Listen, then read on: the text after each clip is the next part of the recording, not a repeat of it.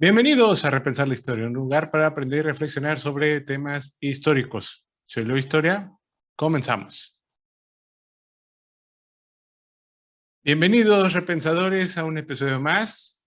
Ya ni sé qué episodio es, creo que es el número 25, que vamos en esta línea de tiempo de Historia de México. Con el placer de saludarles en una emisión más de Repensar la Historia. Y bueno, pues este día tengo un temazo. Digamos que es mi interpretación o la manera en que a mí me gusta dar a conocer este tema que es la Guerra de Texas. Ya en las redes les anticipaba que vamos a hablar un poco como la relación tóxica que había entre Texas y México. Entonces, antes de comenzar y entrar en materia con este tema bastante interesante que nos va a abrir la quizás para entender un poco más sobre la relación México-Estados Unidos, que va a ser algo intensa, ¿no? Y esta es la primer parte de esta historia tóxica que va a haber entre Estados Unidos y México. Pero bueno, no me quiero adelantar. Les recuerdo, nuestros episodios están en Spotify, en Anchor, en Google Podcast. También nos puedes ver en YouTube si eres de esos bulleristas que quiere ver cómo se hace un podcast. Bueno, también ya estamos ahí. Te voy a estar pasando las diapositivas. En fin, esto es un poco para que te sirva a ti el material. Si eres maestro, si eres alumno, que te sirva el material que a lo mejor aquí damos con las diapositivas. O bien, si quieres nada más escuchar una charla sobre, pues, alguien hablando de historia, bueno, pues aquí es el lugar correcto.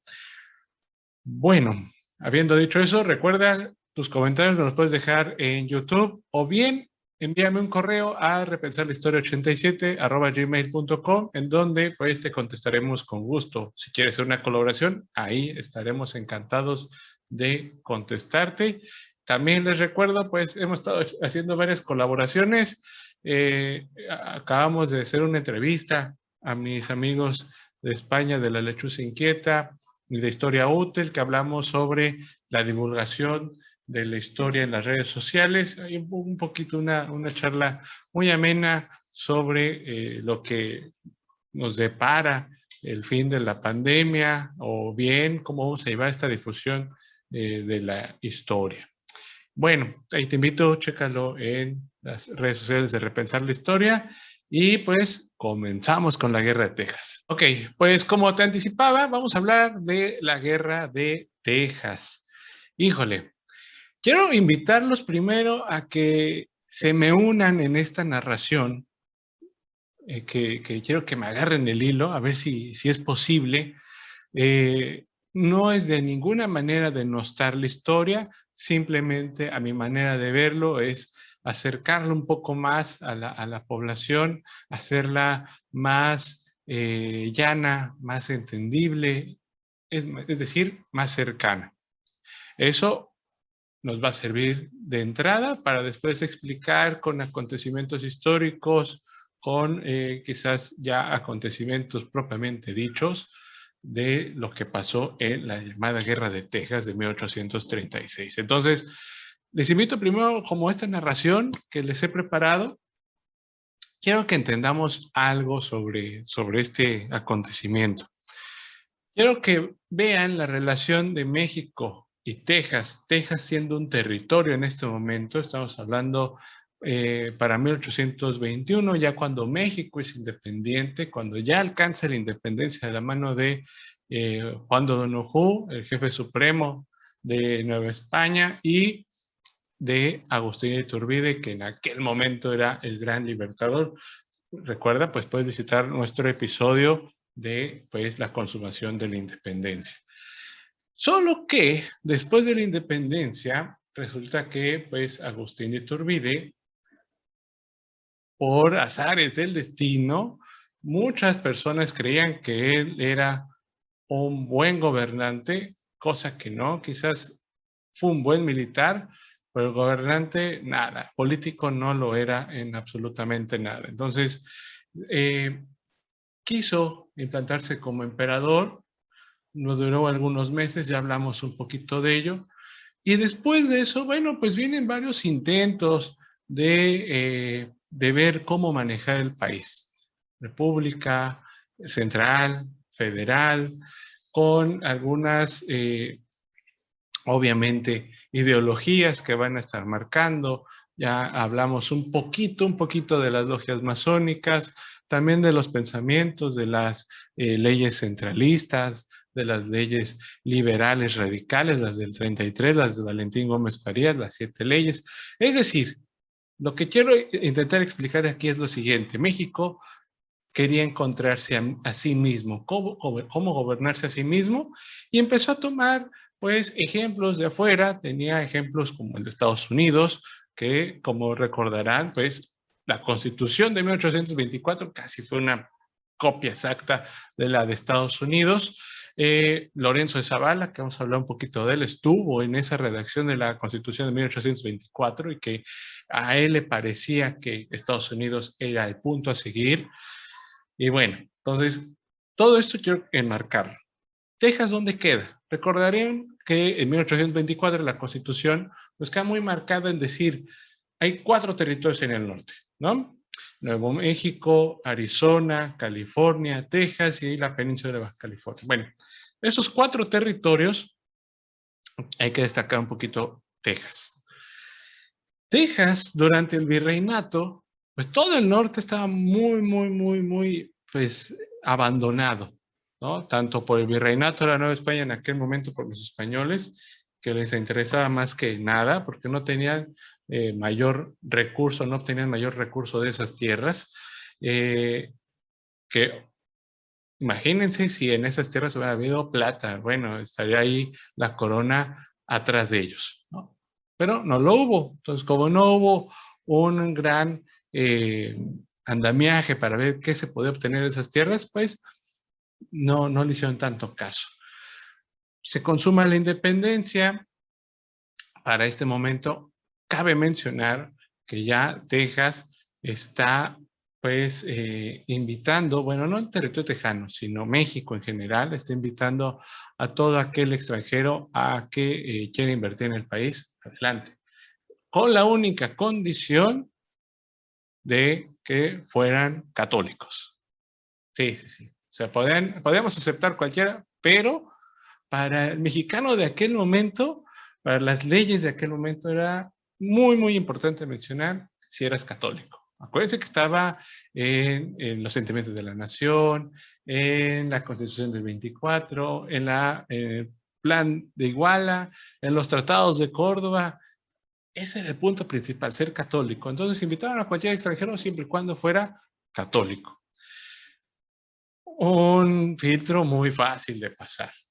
Recordemos que Estados Unidos para aquel momento está llevando una gran gente del este al oeste.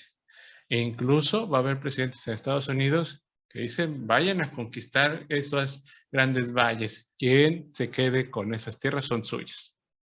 Así, ¿no? Entonces, obviamente, pues van a llegar personas que no tienen nada que perder. Y entonces aquí estamos viendo la época del viejo oeste, o el Wild West, ¿no? El salvaje oeste que vemos en las películas de vaqueros. Bueno, es esta época, ¿sí? También, pues quiero que veamos esta relación, así lo que les di al principio, ya con ese contexto. Veamos a Texas como ese chico o esa chica, o esa relación de lejos, distante, fría. México, como país centralista, aunque quería un sistema federal, siempre se manejó por un sistema centralista, todo recaía en el centro. Incluso, pues un poquito tenemos eso en el siglo XXI. Pero bueno, ese es otro tema. Entonces, ¿cuántos meses se tardaban una carta quizás enviarla de México a Texas? O sea, alrededor de 3 meses, casi 4, para que hubiera una respuesta. Entonces, evidentemente eso pues nos iba a pegar a todos con esa relación distante. Quiero que la vean así como una relación distante, una relación de lejos. Si han estado en una relación de lejos, sabrán a lo que me estoy refiriendo.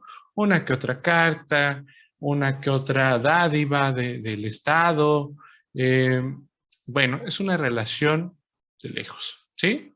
Bueno, ok, entonces, como tenemos esa relación de lejos entre México y Texas, está muy, muy distante, pues resulta que al gobierno mexicano se le hizo interesante, pues que invitar a extranjeros a poblar aquellas tierras desoladas, ¿no? Entonces, extranjeros, ¿quiénes llegaron? Adivinen, pues llegaron los norteamericanos, los estadounidenses. Y empezaron a poblar estas tierras. Obviamente, pues con el registro de que, sí, soy católico. Aunque no profesaran la religión, con eso les bastaba ir a la misa los domingos y punto, ¿no? También otra cosa curiosa es que obviamente en Estados Unidos en aquel momento los sureños estaban como muy, muy, muy, muy arraigados por la esclavitud. Acuérdense que en México se abolió la esclavitud. Entonces, cuando pasaban este registro allá en los estados del norte, en Texas que estamos hablando, pues decían, oiga, ¿y este muchacho quién es? Ah, pues es mi ayudante, o es mi trabajador, o es mi aprendiz.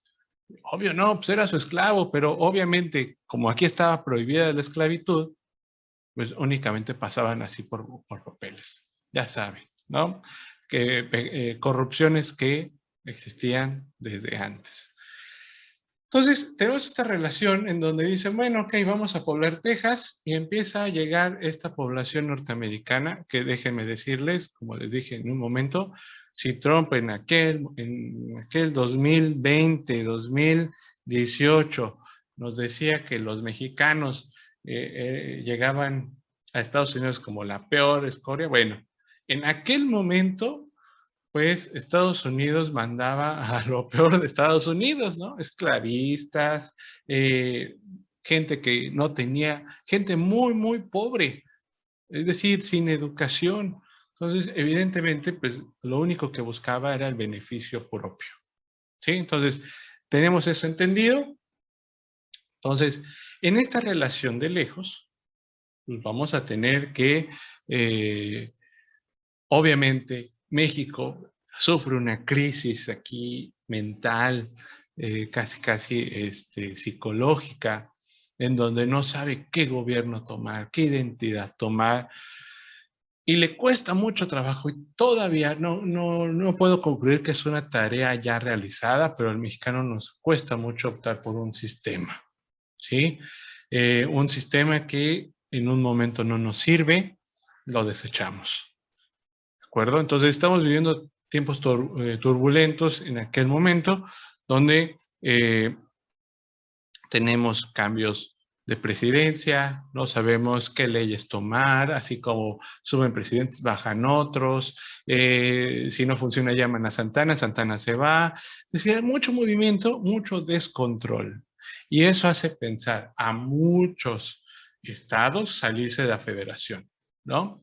Entre ellos San Luis Potosí, Zacatecas, también vamos a tener ahí a Chiapas en algún momento, la península de Yucatán mucho tiempo después, y Texas. Cuando Texas ya había dominado básicamente la población casi de pasar de un 30% allá ser un 60% de población estadounidense o de descendencia estadounidense, empiezan a decir, oigan, yo creo que podemos nosotros solos. Y además, están todavía familiarizados con el sistema norteamericano. Y obviamente, pues, se dice no pasa nada, tenían la tarea, pues, de conquistar el territorio, ¿no? Acuérdense que Estados Unidos en aquel momento está pensando en dominar más territorio. Es un momento de expansión de Estados Unidos, ¿sí? Entonces, obviamente, pues traen esa tarea, ¿de acuerdo? Deciden independizarse, buscar esa independencia de México, y es cuando México se vuelve o nos toca un presidente, qué bárbaro, fanfarrón, altanero, con todas las endiosado hasta en algún momento, de decir todas las puedo, ¿no? Ha tenido batallas afortunadas en donde ha salido victorioso, y que eso obviamente a la gente le impacta, ¿no? Pero bueno, entonces vemos esta relación distante y a la vez tóxica. ¿Por qué? Pues porque cuando Texas decide, le dice a México, hasta aquí mi rey, ya no quiero que seas, ya quiero tener un trato de pareja contigo, se acabó nuestra relación, me hago independiente. México, altanero, México soberbio, dice, ah, no, ¿por qué te vas? Hasta que yo diga, te vas, ¿no? Entonces es cuando México se empieza a volver un poco tóxico. Dice, ah, no, pues voy a reconquistar Texas. Ese territorio se queda conmigo. Manuel Mier y Terán ya había mencionado a Santana que ya había mucha población estadounidense allá y que advertía los peligros, pero no va a ser hasta 1836 que ya cuando se declara la independencia de ese territorio es cuando Santana ya se pone las pilas. Pero bueno, la provincia de Texas se negó a aceptar el régimen centralista, por lo cual se levantó en armas y expulsó a las tropas mexicanas de su territorio. Dichas acciones llevaron a Santana a encabezar una expedición militar que consideraba sencilla para someter a los rebeldes, quienes estaban respaldados, como dije, por Estados Unidos.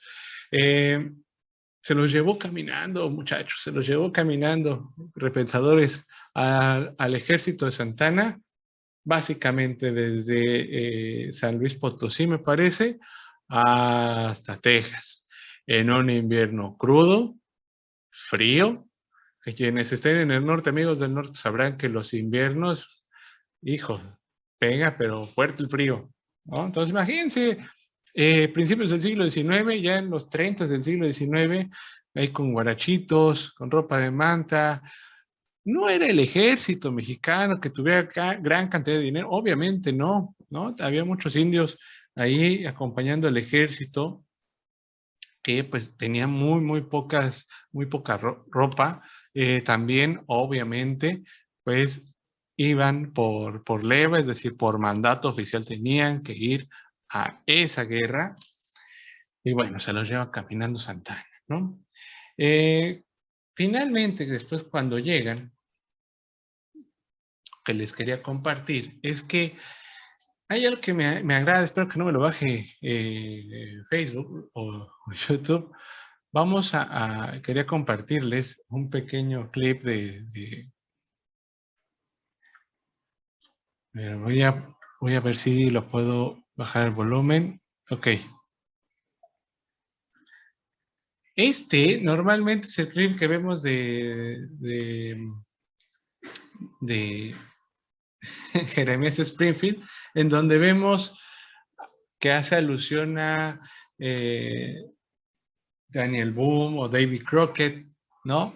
En donde pues nos muestran si nosotros tenemos una historia de bronce así endiosada en estatuas, bueno, Estados Unidos dice quítate que ahí te voy. Todos los héroes que tiene Estados Unidos es a partir del viejo oeste, en donde pues eran pues traperos, eran asaltantes de caminos, bandoleros, y que pues son los héroes de Estados Unidos, ¿no? Y que empezaron a modificar la historia pues para entenderlos así. Y es algo que se burla los Simpson y que cuando estaba haciendo este episodio me hizo recordar este capítulo. Les quería mostrar porque pues es alusión a todos a estas diligencias que venían o iban a pelear contra todo esto, ¿no? Entonces, para entender las causas del conflicto, pues tenemos, obviamente, lo que mencionamos en un principio, la expansión estadounidense hacia el sur, hacia el oeste también, la colonización del deshabitado territorio tejano por hombres provenientes del norte, el descuido en el que había quedado el norte de México desde la época virreinal, como lo habíamos mencionado, y obviamente pues tenemos también argumentos contra el centralismo, que iban a hacer la unión de Texas con el estado de Coahuila, la supresión del sistema federal. Entonces, todo eso es lo que tenemos en Estados Unidos, ¿no? Bueno, ¿qué más? También quería mencionarles, pues, que tendríamos, pues, un punto importante. Tenemos aquí personajes que a finales de 1835 los tejanos comandados por Stephen Austin y Sam Houston acordaron separarse de México y unos meses después, el 2 de marzo de 1836, proclamaron su independencia y establecieron su propio sistema republicano. La República de Texas tuvo como su primer presidente a David Brunner y su primer vicepresidente, don Lorenzo de Zavala, el personaje que les había comentado que ya había aparecido a aquel momento de la escritura de la Constitución, la redacción de la Constitución de 1824. Santana reunió un ejército numeroso y con él inició una campaña que en sus inicios parecía una victoria fácil, ¿no? De hecho, ahí tenemos una frase medio fanfarrona de Santana que decía que se las voy a redactar ahorita, bueno, a relatar, perdón. Decía, marcharé personalmente a someter a los revoltosos, estableció Santana. Y una vez que consume este propósito, la línea divisoria entre México y Estados Unidos se fijarán junto a la boca de mis cañones. Ay, muy fanfarrón, ¿no? Pero ya saben que a nosotros nos gusta esto de las frases y pues la gente le aplaudió y dijo, sí, yo creo en Santana, va a poner a todos en su lugar, ¿no? Pero bueno, va a tener dos batallas, o va a tener varias batallas importantes, la de San Antonio Béjar y la Fuerte del Álamo. En este lugar, en el Álamo, Santana masacró y torturó a la población porque así lo mandaba el Congreso. Cuando tuviera enemigos, los mandaban fusilar, ¿no? Ahí tenemos, por ejemplo, Goliat y pues también la de el Álamo. Aquí les marco quizás que en la madrugada del 6 de abril de 1836 Santana ordenó el ataque contra el Álamo. Muchos de sus defensores eran filibusteros y mercenarios, lo que les decía, que no tenían por qué luchar por la independencia de Texas, por lo que ordenó tocar a Degüello, que no era otra cosa que un ataque sin tregua ni cuartel. Una batalla a muerte, ¿no? Lo que les mencionaba en un principio. Los mexicanos empezaron al ataque lanzando una oleada tras oleada de hombres que se enfrentaban a los cañones de los tejanos y a pesar de que hubo algo de resistencia, no pudieron contener el asalto mexicano ya que eran muy pocos. Obviamente, si lo vemos desde el lado de los tejanos o de Estados Unidos, pues obviamente ellos ven esta batalla del Álamo como si fuera la batalla en donde pierden, donde prácticamente una defensa heroica del Álamo, que se han hecho varias películas sobre ello, y donde vemos a los tejanos ahí luchando con una causa perdida. Da un argumento hollywoodesco para ello, ¿no? Uno de estos personajes que muere en el Álamo es Travis. Travis murió en la batalla del Álamo tal y como quería morir, como un soldado.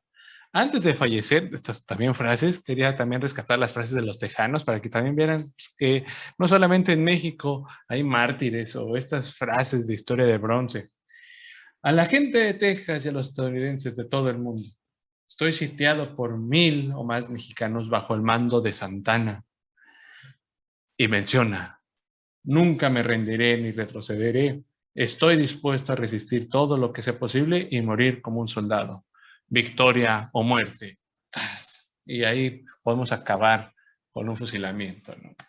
Y ahí haríamos corte A y tendríamos el final perfecto para una película del Álamo. Bueno,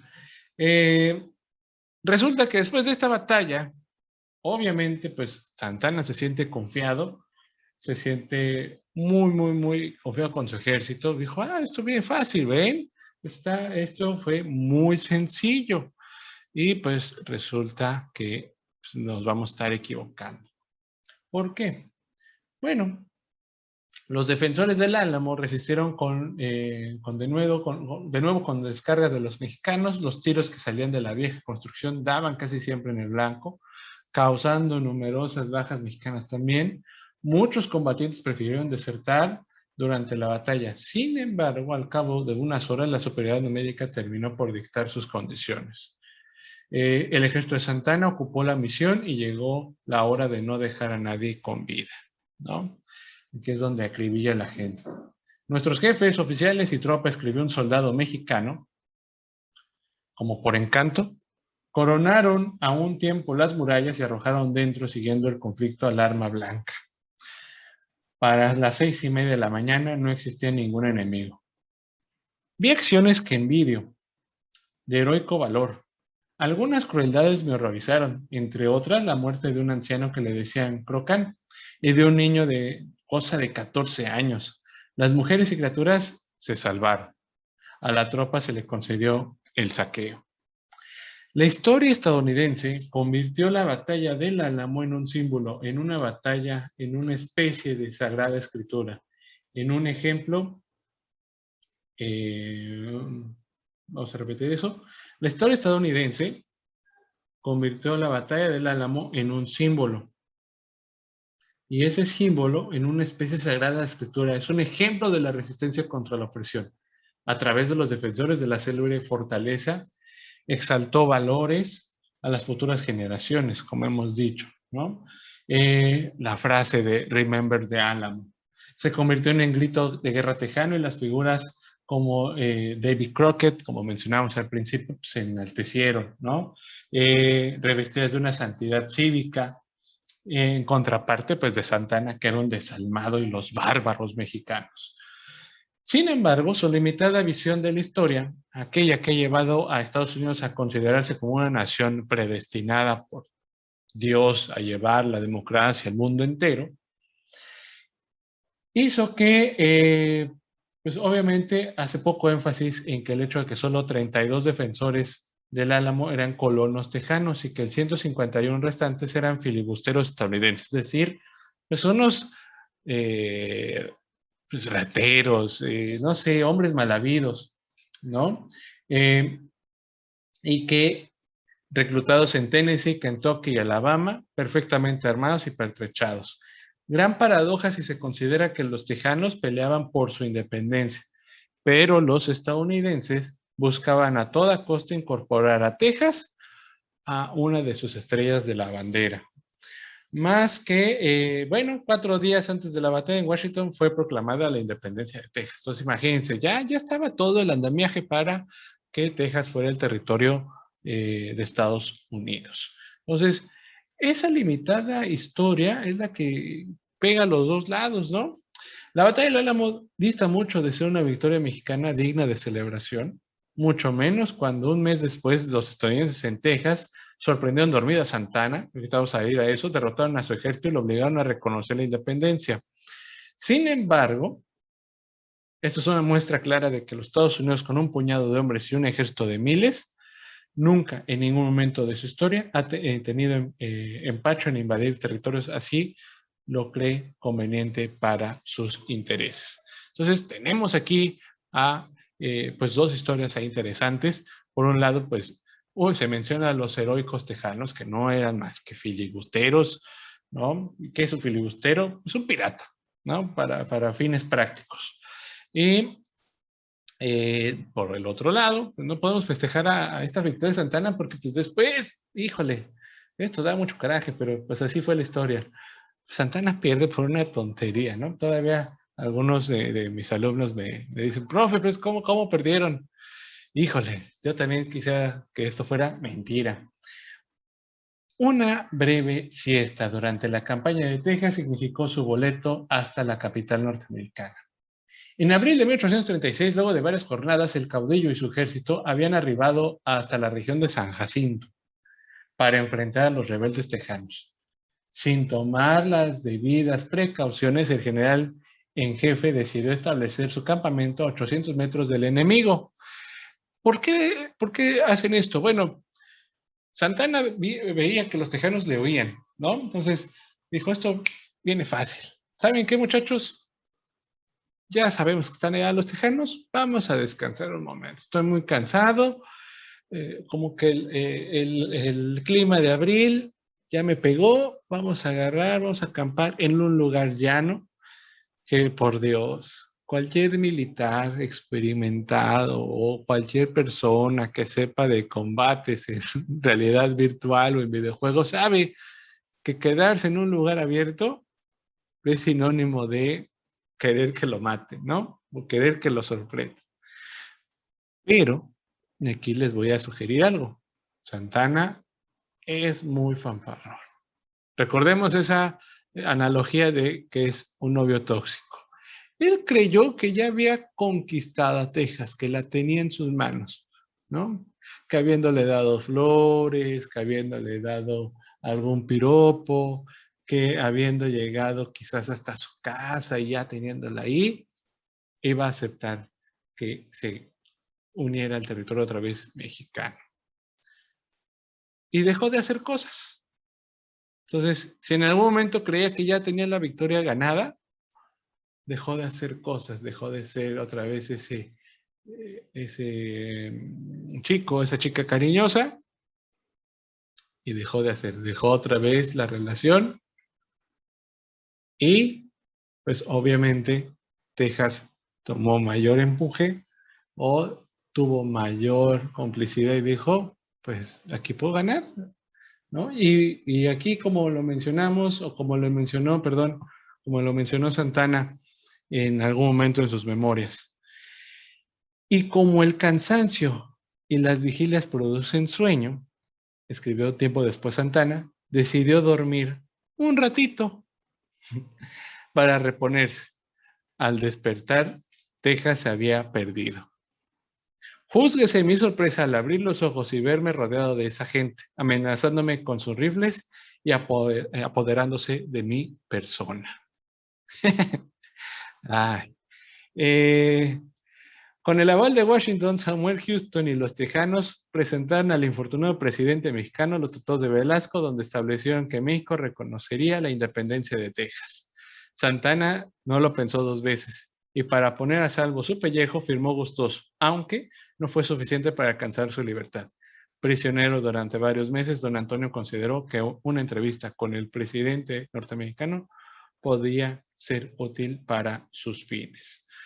Entonces, obligado a firmar, pues ya Santana va a estar con los tratados de Velasco, que ahorita vamos a pasar en eso, y que, miren, les invito a que revisen varias litografías o pinturas que hay de esta batalla de San Jacinto, si le podemos decir batalla, o del arresto de Santana, que déjenme comentarles.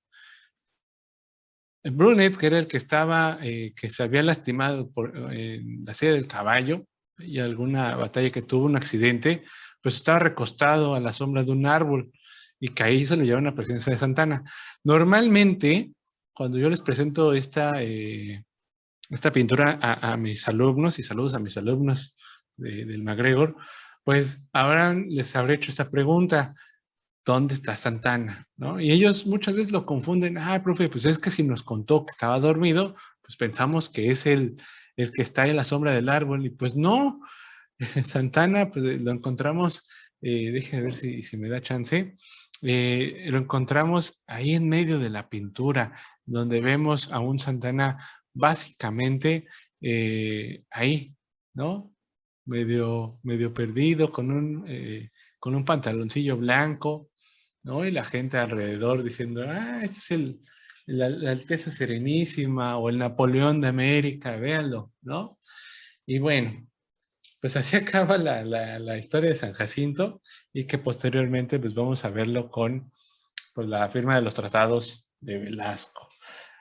Los tratados de Velasco. Bueno, conducido de San Jacinto a Galveston, Santana fue obligado bajo amenaza de muerte a firmar los tratados, que establecían pues básicamente 3 puntos. El primero, retirar las tropas mexicanas al sur del río Bravo, no continuar con la guerra, y por último, influir en el gobierno mexicano para que reconociera la independencia de Texas.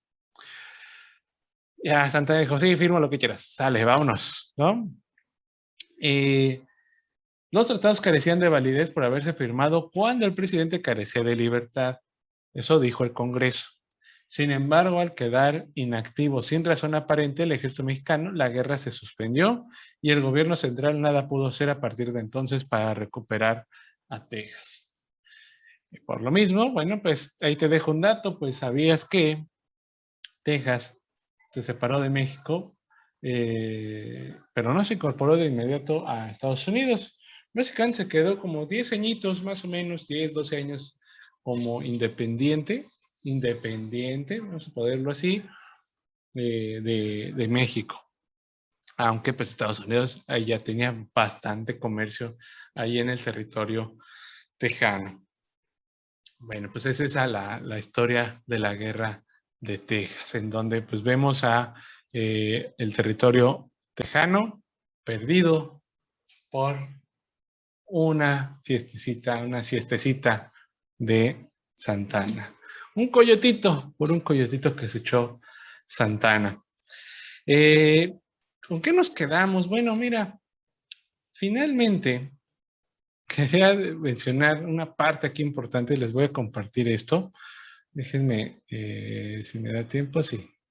Déjenme ver si me da tiempo. Vamos a editar esa parte. Y ahí estamos. Ahí estamos. Ok, miren, les quería compartir, pues, hay una parte importante de esta presentación. Ahí, vamos a grabar. Ya por último, les quería compartir, si no han visto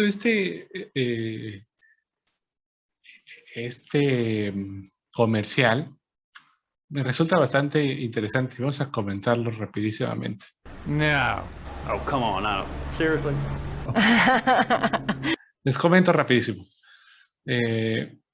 Aeroméxico hizo un comercial en donde invitaba a los tejanos que si tenían sangre mexicana recibían el porcentaje que tuvieran de sangre mexicana, el descuento que iban a tener la aerolínea de Aeroméxico. Y bueno, pues esta va a ser el video, ¿no? El comercial. No. Oh, come on, now. Seriously? Una aerolínea mexicana trolea a los norteamericanos. El primer destino de México es Estados Unidos. Pero el primer destino de Estados Unidos no es México. Entonces, fuimos a un típico pueblo americano para preguntar por qué no consideran México una opción para viajar. Would you consider going to Mexico? No way. The idea of going to Mexico is not something that I would foresee. That's not my cup of tea. Let me stay here in peace and let those folks stay on their side of the border. Do you like tequila? Yes. Do you like burritos? Yeah. Do you like Mexico? No. Y cuando tu empresa se llama Aeroméxico, pues, ¿cómo incrementamos vuelos de Estados Unidos a México si a gran parte de ellos no les gusta México? Según el Departamento de Seguridad Nacional de Estados Unidos, la inmigración mexicana se da desde 1800, estableciéndose en el sur. Esto significa que hay un gran porcentaje de ascendencia mexicana en Estados Unidos, pero ellos no lo saben todavía. Hicimos exámenes de ADN para demostrarlo y convertir esos resultados en descuentos. Entre más mexicanos sean, mayor descuento tienen. Joshua, you are 18% Mexican. Oh, wow.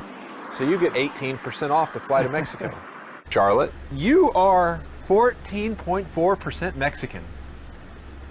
You're 22% Mexican. That's bullshit. That is bullshit. You are 18% Mexican. Well, that's better than you. So you get 22% off to fly to Mexico. Oh, come on, now. Seriously? Okay. That's for real. So what if I want to take my wife? Eligible for a 15% discount to go to Mexico. What do you think about that? I love discounts. Sorry, Betsy. You're only 3% Mexican.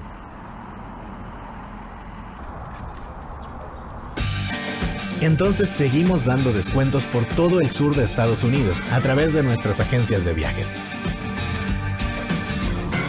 Sí, Descuentos de ADN. Ok, ahí está.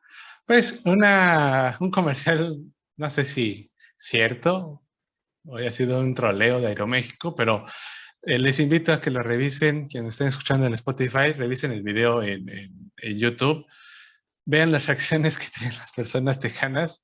Es como, oye, ¿en serio soy mexicano? Guácala, ¿no? O no lo creo.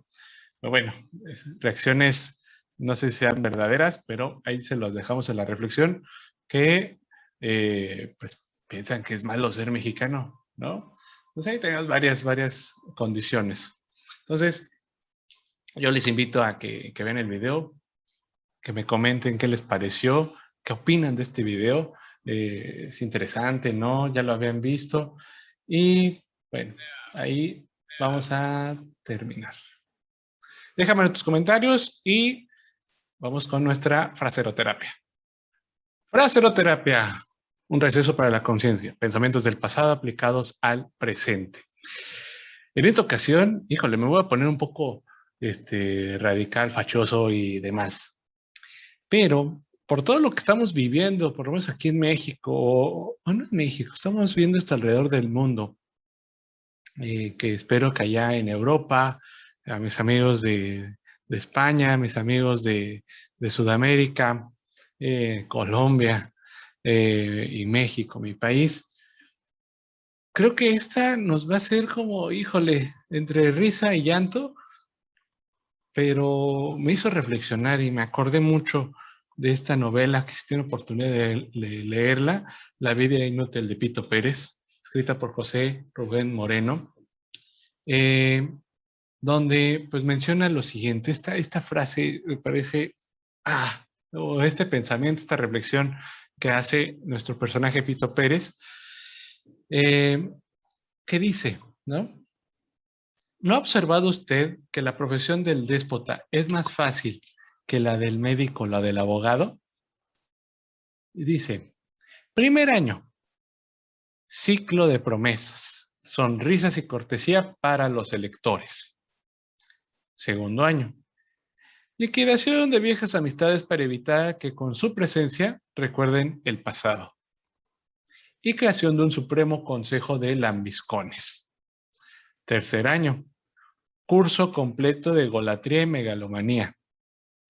Cuarto y último año, preponderancia de la opinión personal y arbitrariedades. A toda orquesta. A los 4 años, el título comienza a hacerse odioso, sin que universidad alguna ose revalidarlo. ¡Sas! Bueno, esto lo pensó José Rubén Moreno, con Pito Pérez, 4 años. Acuérdense que antes el presidente gobernaba 4 años. ¡Wow!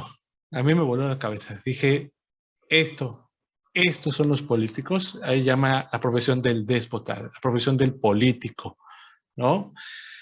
Y lo podemos ir dilucidando poco a poco. Primer año, ciclo de promesas, sonrisas y cortesía. Dios santo. Parece que es como si me retrataran a donde dice los del partido, ya sabes quién, ¿no? Pero todo eso encaja, ¿no? Puedes ponerle a cualquier político esto, a cualquier carrera del político, y encaja perfectamente, ¿no? Ya sé que este era un receso para la conciencia, pero creo que hay que pasar del receso a la acción. Quiero que votemos este 6 de junio, aquí en México, y allá en Latinoamérica, bueno, Fuerza Colombia, hay que protestar, hay que apoyar a todos a ese tipo de levantamientos, de protestas. Y bueno, esto ya nos lo decía Pito Pérez. ¿Tendremos que hacer caso a un borracho? Finalmente, Pito Pérez decía, los borrachos y los niños siempre dicen la verdad. Espero que esta reflexión pueda aligerarte la carga que traigas este día. Y bueno, mis repensadores, muchas gracias por seguirme en este capítulo. Espero que te haya gustado. Te voy a dejar las láminas de las diapositivas que vimos de la Guerra de Texas. Recuerden, esta es la primera parte de la comedia de toxicidad entre México y Texas.